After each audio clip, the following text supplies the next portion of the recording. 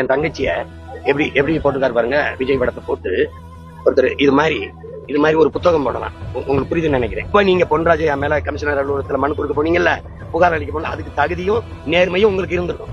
நீங்க எங்க குடும்பங்களை பேசும்போது, என் மனைவிய, என் தம்பி சிவகார்த்தியின் குடும்பத்துல அவன் மகளை, ஐயா அன்பு சகோதரர் அஜித் அவர்கள் குடும்பத்தை பிள்ளைகளை, இதையெல்லாம் பேசும்போது நீங்க எங்க இருந்தீங்க? அப்ப உங்க கட்சிக்காரங்க என் கட்சியில் இருக்க பிள்ளைகளை, மற்ற கட்சியில் இருக்க பெண் பிள்ளைகளை அவ்வளவு கேவலமா எழுதுறானே, வாய்க்கு சொல்ல முடியாத வார்த்தைகளை. நீ எல்லாத்தையும் சேர்த்து நான் எடுத்துக்கிட்டேன், மொத்தமா இவ்வளவு இருக்கும் எடுத்துக்கிட்டு நான் இதே கமிஷனர் அலுவலகத்தில் உங்க மேல புகார் கொடுத்தா எப்படி இருக்கும்? இப்படி பேசுறாங்க எங்க குடும்பத்து பிள்ளைகள் எல்லாம். அவர் கட்சி அவர் கண்டிக்கல. இப்ப அவர் மேல இதுக்கு ஒரு வழக்க பதிவு பண்ணி விசாரிங்க, என்னன்னு கேட்க நான் அங்கடி கொடுக்கட்டுமா? நான் இதெல்லாம் சேர்த்து ஒரு புத்தகம் போடட்டுமா? எப்படி எழுதியிருக்காங்க சமூகத்துக்கு காட்டலாமா? சொல்லுங்க. அதை நீங்க கண்டிச்சுட்டு வச்சுக்க, இவர் பேயாம பேசுறாரு. உன் முள்ள பேசும்போது இந்த மாதிரி பேசாதீங்கன்னா சொல்லிருக்க மாட்டாரு. பொன்ராஜுக்கு கட்சி இல்ல, அரசியல் இல்ல, வாக்கு இல்ல, சமூக அக்கறை, அதுலதான் அவர் பேசுறாரு. உங்களுக்கு புரியுதா?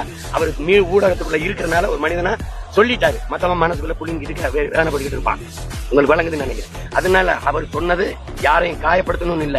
இந்த மாதிரி இருக்குதே இந்த சமூகம், நம்ம நேரிச்ச சமூகம் இப்படி போயிருச்சே, இதுக்காக நம்ம முன்னோர்கள், ஆண்டோர்கள், சான்றோர்கள், அருமை பெருமக்கள்லாம் இந்த மாதிரி சமூகத்தை கட்டமைக்கவா பாடுபட்டார்கள். ஐயோ, இதை சரி செய்ய முடியாதாங்கிற ஆதங்கத்துல சொல்றாரு தம்பி, ஆதங்கத்துல சொல்றாரு.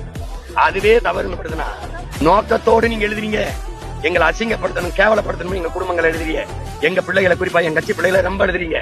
அதை நான் என்ன செய்யலாம் சொல்லுங்க? என்ன செய்யலாம்? என்ன செய்யலாம் தம்பி? நீங்க என்ன பண்றீங்க? இந்த பெண்கள்லாம் உங்களை இப்ப இந்த அண்மையில் நடக்கிறதுக்காக கொஞ்சம் வெறுக்கிறாங்கன்னு இந்த பெண்ணுக்காக நான் வருவேன்னு நினைக்கிறீங்க. நீங்க எங்க நடிக்கிறத நிறுத்தினீங்க? எங்க இன்னும் நடிச்சுதான் இருக்கீங்க. நீங்க திரையில நடிக்கிறது இப்ப தரையில தான் அதிகமா நடிக்கிறீங்க. நீங்க உண்மையிலே அக்கறை இருந்தா அந்த தங்கச்சிகள் பேசும்போது ஒரு அறிக்கை உங்க பேர்லயோ, உங்க கட்சி பேர்லயோ, உங்க பொதுச் செயலாளரோ, செய்தி தொடர்பாளர்களோ இது மாதிரி தங்கச்சியை பேசுறத நிறுத்திக்கணும். அன்பு வேற, இப்படி வெளிக்காட்டுறதுக்கு இந்த வார்த்தைகள் அருவருப்பாருக்கு செய்யக்கூடாது. அப்படி நீங்க அப்படி சொல்லலையே நீங்க.